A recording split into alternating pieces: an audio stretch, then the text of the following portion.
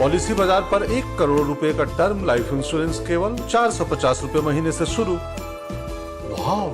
नमस्कार, देश प्रदेश देख रहे हैं आप। मैं हूं आपके साथ आरजू साई। उत्तर प्रदेश में बरेली के एक सरकारी स्कूल में प्रार्थना को लेकर विवाद हो गया है, जिसका वीडियो भी वायरल हो रहा है। कुछ हिंदू संगठनों ने फरीदपुर थाने में मुकदमा दर्ज कराया है, जबकि इस मामले में स्कूल के प्रिंसिपल को बीएसए के आदेश के बाद सस्पेंड कर दिया गया। आरोप यह है कि स्कूल के प्राचार्य नायक सिद्दीकी और शिक्षक वजीरुद्दीन अलग तरह से बच्चों को स्कूल में प्रार्थना कराते थे। थाना फरीदपुर के एक मोहल्ले में एक सरकारी स्कूल है, जिसमें निर्धारित पीरियड के अतिरिक्त जो है एक कम्युनिटी विषय से संबंधित पीरियड का वीडियो प्राप्त हुआ है।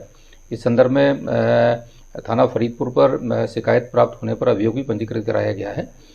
संबंधित विभाग को भी इसकी सूचना दी गई है। इस संदर्भ में जो जानकारी प्राप्त हुई है उस संबंधित प्रिंसिपल को बीएसए के द्वारा निलंबित भी किया गया है।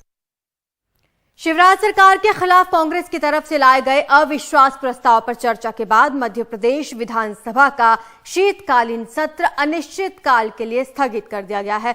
सरकार ने ध्वनिमत से विश्वास मत तो जीत लिया, लेकिन कांग्रेस के एक आरोप ने उसे कटघरे में खड़ा कर दिया है। कांग्रेस ने आरोप लगाया कि सरकार ने 1 या 2 नहीं बल्कि पूरे 40 करोड़ रुपए खर्च किए, वो भी सरकारी पैसा बीजेपी कार्यकर्ताओं को खाना खिलाने के लिए। हालांकि सरकार ने इसे तथ्यों से परे बताया है। मध्य प्रदेश पर्यटन विकास विभाग ने भी देर रात अपनी विज्ञप्ति में कहा है कि मुख्यमंत्री निवास में हुए बीजेपी के आयोजनों का भुगतान पार्टी ने खुद किया है। बीजेपी का 90 बार भोजन कार्यालय में हुआ, बीजेपी कार्यालय लिखा हुआ, अधिकारियों से दिया गया साइन। अगर ये नकली हो और मेरी सदस्यता निरस्त की जाए। मध्य प्रदेश विधानसभा में सत्ता और विपक्ष में तीखी तकरार हुई। पूर्व मंत्री और कांग्रेस विधायक जीतू पटवारी ने तो यहां तक आरोप लगा दिया कि सरकारी पैसे से बीजेपी कार्यकर्ताओं के लिए 500 रुपए में एक प्याली चाय खरीदी गई। 90 बार उन्हें बीजेपी कार्यालय में खाना खिलाया गया। वहीं मुख्यमंत्री ने कहा बीजेपी कार्यालय में एक नया पैसा नहीं लगाया गया है। दरअसल 16 जुलाई 2019 को तत्कालीन कांग्रेस सरकार में कांग्रेस विधायक कुणाल चौधरी ने सामान्य प्रशासन विभाग से सवाल पूछा था कि 2014 से 2018 तक पब्लिक प्रोग्राम में कितना खर्च हुआ, किस विभाग से खर्च किया गया। जवाब में 9 करोड़ रुपए से ज्यादा की राशि का ब्यौरा मिला, जिसमें कई बार बीजेपी दफ्तर का जिक्र था। हालांकि बीजेपी ने इसे तथ्यों से परे बताया, वहीं कांग्रेस अड़ी रही। आप लोगों ने 40 करोड़ का खाना खिला दिया अपने कार्यकर्ताओं को सरकारी धन से। देखिए, बिना तथ्य के आरोप लगाना और उछक उछक के कहना, ऐसा पेपर कोई भी दिखा देगा। कागज है, और मेरा सरकार का ही जवाब दिया हुआ जवाब देख निवेदन तो सुन लीजिए। विधानसभा अध्यक्ष जी ने कह दिया कि आप केवल किसी एक पेपर से आरोप सिद्ध होना नहीं बता सकते। माननीय मुख्यमंत्री जी ने कहा है, इसका कोई आधार नहीं है। लेकिन फिर सरकारी जवाब है, लिखित सरकार विधानसभा वही मैं निवेदन कर रहा हूँ कि इसका क्या आधार है, ये पहले पता करिए। इसमें कहीं कोई दम नहीं है। मैं आपको पूरी दृढ़ता के साथ कह रहा हूँ। मुख्यमंत्री ने कहा कि मैं दावा करता हूँ कि कोई सरकारी पैसे से चाय बीजेपी कार्यालय नहीं गई। मैंने उनसे अनुरोध किया है कि सर मैं पटल पे रखना चाहता हूँ, जो मेरे पास प्रमाण है। उनने मना कर दिया, अध्यक्ष जी ने मना कर दिया। मैंने उनसे कहा कि या तो आप दोषी हो या मैं दोषी हूँ, या ये लिखित जवाब है। तो मुख्यमंत्री मौन हो गए। सिद्ध होता है मैं सही था। उन्होंने सरकारी कर्ज लेकर बीजेपी कार्यालय पे चाय पिलाई, खाना खिलाया। लगभग 40 करोड़ रुपया 20 साल में खर्च किया। खैर, सवाल पर सवाल हो सकते हैं, लेकिन सामाजिक प्रगति सूचकांक यानी SPI की रिपोर्ट पर नहीं, क्योंकि इसे प्रधानमंत्री की आर्थिक सलाहकार परिषद जारी करती है, जो बताता है कि सामाजिक प्रगति सूचकांक में 36 राज्यों में मध्य प्रदेश 33वें नंबर पर है। राज्य पर 3,31,000 करोड़ रुपए से ज्यादा का कर्ज है। हर शख्स 41,000 रुपए से ज्यादा का कर्जदार है।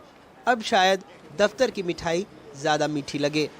2014 से 2018 तक कुल 9 करोड़ रुपए खर्चे गए हैं। और अगर मैं आपको दिखाऊं कि इसमें बाकायदा सरकारी विभागों ने लिखकर, ये देखिए बीजेपी दफ्तर विधायक दल की बैठक, और जब इसका कुल योग मैंने निकाला तो ये जो लगभग 9 करोड़ रुपए की राशि है, इसमें और भी कई विभागों के खर्चे हैं, लेकिन सिर्फ 4 साल में अगर आप वो राशि देखेंगे तो लगभग 4.5 करोड़ रुपए बीजेपी कार्यालय में, आप ये देखिए बीजेपी दफ्तर में चाय नाश्ते पर खर्च किए गए हैं लगभग 4 करोड़ 4 साल में बीजेपी दफ्तर में सरकारी पैसा। और ये ऐसा वैसा आरोप नहीं है, विधानसभा में लिखित जवाब है, लेकिन सरकार, मुख्यमंत्री, कैबिनेट मंत्री कोई भी इसमें मानने को तैयार नहीं। उनका बार बार वो विधानसभा अध्यक्ष का हवाला दे रहे हैं। भोपाल से कैमरा पर्सन रिजवान खान के साथ अनुराग द्वारी, NDTV इंडिया। उपराज्यपाल मनोज सिन्हा के बिना काम के वेतन नहीं वाले बयान को लेकर कश्मीरी पंडित कर्मचारियों का गुस्सा फूट पड़ा। कश्मीरी पंडित कर्मचारियों ने बीजेपी दफ्तर के बाहर विरोध प्रदर्शन किया और जल्द स्थानांतरण करने की मांग की। जम्मू कश्मीर के उपराज्यपाल मनोज सिन्हा ने चेतावनी दी है कि वो कश्मीरी पंडित जो अपने घरों में बैठे हैं और दफ्तर नहीं जा रहे हैं, सरकार उनको तनख्वाह नहीं देगी। इसके विरोध में आज कश्मीरी पंडितों ने जम्मू के बीजेपी ऑफिस के बाहर जमकर प्रदर्शन किया। प्रदर्शन कर रहे लोगों का कहना था कि बढ़ती टारगेट किलिंग्स की वजह से उनको घरों में रहना पड़ रहा है। उन्हें किसी भी हाल में जम्मू से स्थानांतरित किया जाए।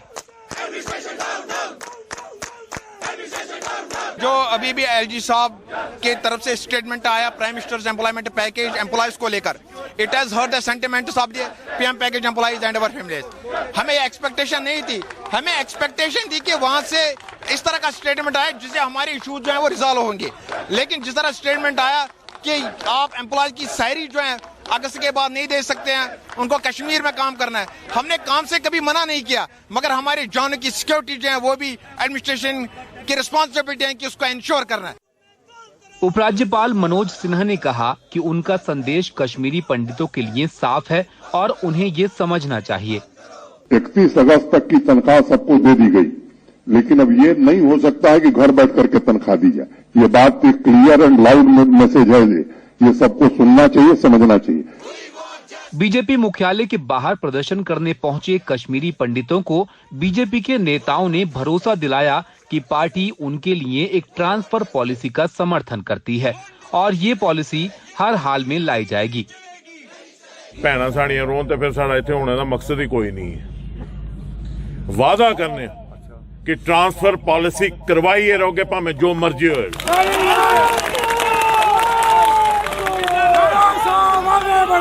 बाकी गल नहीं समझो, कोई आदमी अपने आप की कमजोर मत समझे और ये कोई सियासत नहीं है। करीब 4000 कश्मीरी पंडितों को कश्मीर घाटी में प्रधानमंत्री रोजगार योजना के तहत सरकारी नौकरियां दी गई हैं। इस साल मई में आतंकियों ने कश्मीरी पंडितों की टारगेट किलिंग शुरू कर दी थी। आतंकियों के निशाने पर कश्मीरी पंडित, जम्मू के कर्मचारी और प्रवासी श्रमिक थे। पंडित कर्मचारी ही स्थानांतरण के लिए प्रदर्शन कर रहे हैं। देखिए, हम बहुत हताश हुए इन स्टेटमेंट से। हम बार बार बताना चाहते हैं, इस स्टेटमेंट से पूरा state of India and JKUT administration fail हो चुकी है। और ये बोलना कि हम आपकी सैलरी फ्री में नहीं देंगे, हम काम करना चाहते थे, हम जम्मू से काम करना चाहते थे, हमारी सेवाएं यहाँ से लीजिए। आपने काफी लोगों को यहाँ लाया है आपने यहाँ पे लोगों को, आप इस फेलियर को भी छुपाते हैं। पिछले हफ्ते सरकार की ओर से संसद में कहा गया कि इस साल आतंकियों ने 4 कश्मीरी पंडितों की हत्या कर दी। विपक्ष का कहना है कि सरकार कश्मीरी पंडितों को सुरक्षा देने में नाकाम रही है। हमने LG साहब का एक बयान देखा, कश्मीरी पंडित एम्प्लॉइज जो धरने पे जम्मू में बैठे हुए हैं उनके हवाले से। मैं समझता हूं कि बहुत ही गैर जिम्मेदाराना बयान था ऐसे माहौल में, जबकि कश्मीरी माइनॉरिटीज जो हैं वो टारगेट बनाई जा रही हैं। नजीर मसूदी की रिपोर्ट, NDTV इंडिया के लिए। बिहार में जहरीली शराब से हुई मौतों के बाद अब उत्तर प्रदेश में अवैध शराब को लेकर एक बड़ा अभियान चलाया जा रहा है। पश्चिमी उत्तर प्रदेश में गंगा और हिंडन नदी के किनारे अवैध शराब बनाने वालों के कई ठिकानों पर उत्तर प्रदेश पुलिस छापेमार कार्रवाई कर रही है। ड्रोन का इस्तेमाल किया जा रहा है और ऑपरेशन जहरीली शराब चलाई जा रही है। ग्राउंड रिपोर्ट देखिए। पश्चिमी उत्तर प्रदेश में गंगा नदी के इस बियाबान इलाके में पुलिस के ड्रोन ने आखिरकार गैर कानूनी तरीके से बन रही शराब की भट्टी को आसमान से देख ही लिया। यहाँ दूर दूर तक ना तो इंसानी आबादी है और ना ही कोई पक्का रास्ता। हजारों एकड़ जमीन पर सिर्फ गन्ना, सरसों के खेत और गंगा नदी का विशाल किनारा ही दिख रहा है। यही वजह है कि जहरीली शराब बनाने के लिए तस्करों का ये मनपसंद इलाका है।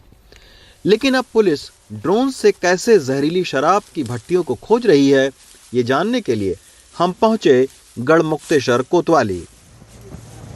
यहाँ आगे पुलिस की रेड पार्टी और पीछे हम हैं। मैं अभी आपको उस जगह पर लेकर जा रहा हूँ जहाँ पर पश्चिमी उत्तर प्रदेश के 3 जिलों की सीमाएं पड़ती हैं और काफी ये रास्ता बहुत खराब है। गंगा नदी के किनारे एक खादर का बहुत बड़ा इलाका है जो आप देख सकते हैं कि गन्ने के खेत से ढका हुआ रहता है और वहां पर कोई पक्की सड़क न होने के चलते जो है वो अवैध शराब बनाई जाने की खबर रहती है। तो अभी पुलिस की टीम वहीं पर जा रही है, हम उसके साथ में है। गढ़मुक्तेश्वर कोतवाली से करीब 15 किलोमीटर दूर जाकर पक्का रास्ता और आबादी दोनों खत्म हो गए। यहाँ से कच्चे रास्ते पर 2 से 3 किलोमीटर किसी तरह चलने के बाद गाड़ियां आखिरकार खड़ी करनी पड़ी। यहाँ से पुलिस की रेड पार्टी को रास्ता ड्रोन के जरिए देखना था, लिहाजा सैकड़ों एकड़ खेत और गंगा नदी के किनारे की बियाबान जगह देखने के लिए पुलिस अब ड्रोन उड़ाने की तैयारी कर रही है। ऊपर ड्रोन और नीचे उससे मिल रही तस्वीरें देखकर पुलिस पार्टी नदी के किनारे किनारे चलने लगी। कुछ संदिग्ध तस्करों ने पुलिस पार्टी को दूर से ही देख लिया और मोटरसाइकिल से भागने लगे। तो इस तरीके से आपने देखा कि कैसे गंगा नदी का किनारा है यहाँ पर, और ये आप देखिए यहाँ पर अवैध शराब बनाने की जो भट्टी है वो यहाँ पर लगी हुई थी, जिसको पुलिस ने अभी नष्ट किया है और पानी भी उनको यहाँ से मिल जाता है। तो अगर वो भट्टी नष्ट नहीं होती तो यहीं से फिर वो जो है वो अवैध शराब की खेप ट्रैक्टर या छोटी गाड़ियों से लेकर जाते और फिर बाजार में उसको बेच देते। आसमान में उड़ते ड्रोन की नजरों से देखकर खेत और नहर पार करके अब पुलिस पार्टी इस शराब की भट्टी तक पहुंची है। भट्टी की आग से अब भी धुआं निकल रहा है।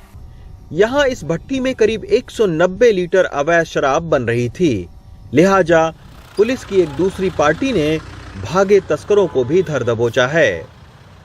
इसमें हम ड्रोन का यूज़ कर रहे हैं और ड्रोन से हम मैपिंग करते हैं। वहाँ पे ड्रोन की जो वीडियोस हैं फिर उसको सीओ लेवल के ऑफिसर्स एनालाइज करते हैं और उसकी इनपुट्स के बेसिस पे जितनी भी भट्टियाँ वहाँ पे चल रही होती हैं उन पे हम प्रभावी कार्रवाई पुलिस के द्वारा लगातार की जाती है। सोचिए, बारिश के वक्त जब इन इलाकों में गंगा नदी का पानी रहता है तो पुलिस का काम कितना मुश्किल होता होगा। उत्तर प्रदेश की अगर बात करें तो इस साल पुलिस ने सूबे में करीब 8000 मामले अवैध शराब बनाने वालों पर दर्ज किए हैं। पुलिस और आबकारी विभाग आसमान से लेकर जमीन खोदकर अवैध शराब को नष्ट करने का सख्ती से अभियान चला रही है। इस तरह के दुर्गम और सुनसान इलाकों में पुलिस और आबकारी की टीम के साथ शराब तस्करों की मुठभेड़ होती रहती है। हापुड़ से अदनान के साथ Ravish Ranjan Shukla, NDTV India. Navi Mumbai crime branch unit 2 ने एक ऐसी हत्या की गुत्थी सुलझाई जिसमें शव की पहचान ही नहीं हो पा रही थी। महिला की चप्पलों के सहारे वो कातिल तक पहुंची। आरोपी जिम ट्रेनर है। उसने दोस्त की मदद से यह हत्या की और शव पनवेल की नदी में फेंक दिया था। 14 दिसंबर को पनवेल के धामनी में नदी किनारे मिले इस शव की पहचान नहीं हो पा रही थी। मौके पर कोई चश्मदीद नहीं, सीसीटीवी नहीं था। पुलिस ने आसपास के थानों में लापता महिलाओं का रजिस्टर भी चेक किया, लेकिन उम्र और हुलिये से किसी का मेल नहीं था। किसी भी हत्या की गुत्थी को सुलझाने के लिए बहुत जरूरी होता है मृतक की पहचान, उसके बाद ही पुलिस की जांच आगे बढ़ती है। लेकिन यहाँ तो शव की पहचान कर पाना ही पुलिस के लिए बड़ी चुनौती है। अब पुलिस ने शव के पास से मिले नए सैंडल के इर्द गिर्द अपनी जांच तेज की। उस पर लगे स्टिकर के जरिए आखिरकार उसे वो दुकान मिल ही गई जहां से सैंडल खरीदा गया था। दुकान में लगे सीसीटीवी को खंगालने पर वो महिला एक व्यक्ति के साथ सैंडल खरीदते हुए दिख गई। कुछ दिनों पहले जो डिसीज्ड है वो एक शॉप में गई थी जहाँ पे से उसने अपनी सैंडल खरीदी है। उसके साथ एक उसका साथीदार था, उसका दोस्त था।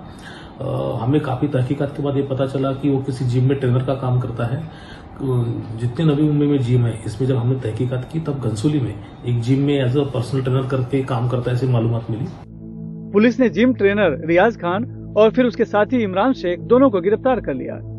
पूछताछ में पता चला कि मृतक महिला का नाम उर्वशी वैष्णव है और वो कोपर खैरने की रहने वाली थी। जो मेन एक्यूज जो है उसका और जो डिसीज लेडी है उसका दोनों का अफेयर था। डिसीज लेडी ने जो एक्यूज है वो मैरिड है और डिसीज लेडी ने उसके पीछे शादी करने के लिए हमेशा वो पीछे लगती थी। इसकी वजह से गुस्से में आके उसने उसको स्ट्रैंगुलेट किया और उसका मर्डर करके। पुलिस के मुताबिक उर्वशी को रास्ते से हटाने के लिए रियाज ने इरफान को पैसे देने का लालच दिया और फिर उसकी मदद से उर्वशी का गला दबाकर पहले उसकी हत्या की, फिर पनवेल ले जाकर नदी में फेंक दिया था ताकि शव पानी में सड़ जाए और उसकी पहचान न हो पाए। लेकिन उसे पता नहीं था कि निर्जीव सैंडल उनका राज खोल देगा। मुंबई से कैमरामैन प्रवीण रोहित साथ सुनील सिंह, NDTV इंडिया के लिए।